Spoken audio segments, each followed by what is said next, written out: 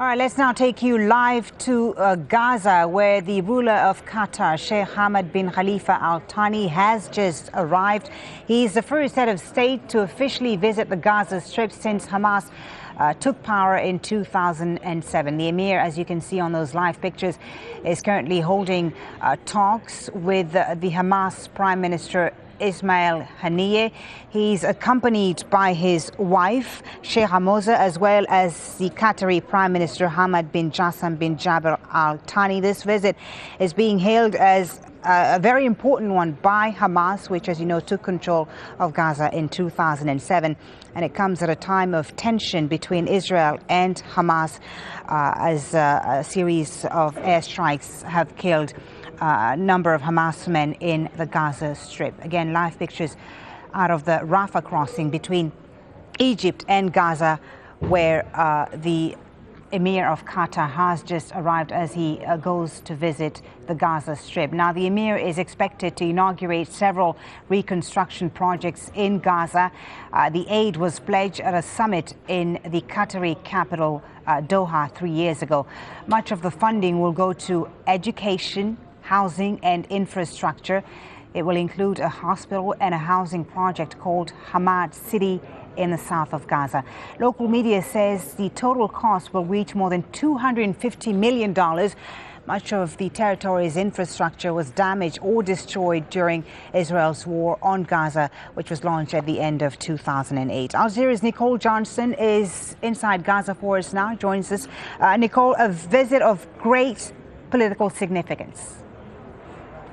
Exactly, Folly. For Hamas, this is a real coup. In fact, I haven't seen Hamas officials looking quite so pleased with themselves since they managed to release more than 1,000 political prisoners last year. But this is a great political coup for them. Hamas is saying that it really ends their political isolation because, as you just explained, they've really been treated as a terrorist organisation, as a pariah government since they took control in 2007, and now they finally have a world leader, a leader of an Arab country visiting them.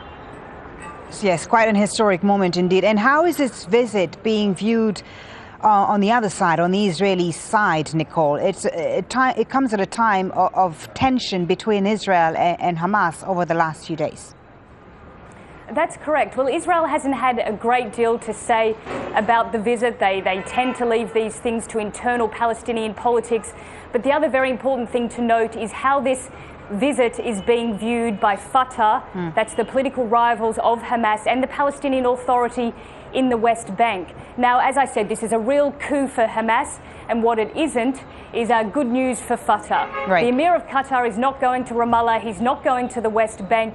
And so the Palestinian Authority has been very strong in trying to push the point that the Palestinian territories should be united, that it is one political entity, and that even though the Emir is only visiting Gaza, that this national unity, which is stuck for the moment, eventually has to happen for there to be any progress at all on Israeli-Palestinian peace talks. Yeah, and the fact that the Emir is not going to the West Bank and not meeting Palestinian Authority figures is certainly bound to attract criticism and create controversy, Nicole.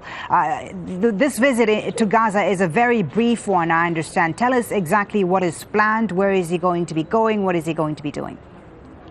That's right. He is only meant to be in Gaza for about 6 hours, along with his wife, Sheikh Hamad.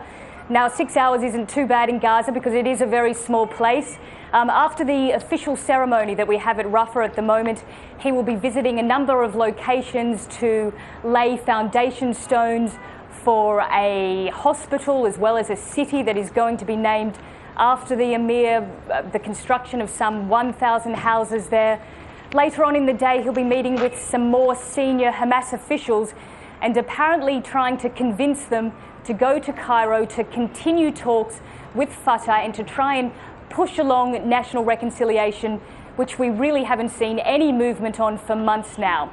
He'll also be speaking at one of the main stadiums in Gaza, addressing thousands of Gazans and Hamas supporters.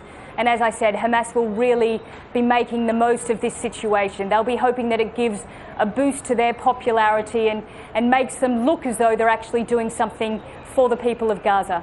Nicole, thank you very much. Nicole Johnston on the visit of the Emir of Qatar to Gaza, the first visit by a head of state since Hamas took control in 2007. Thank you very much for the moment.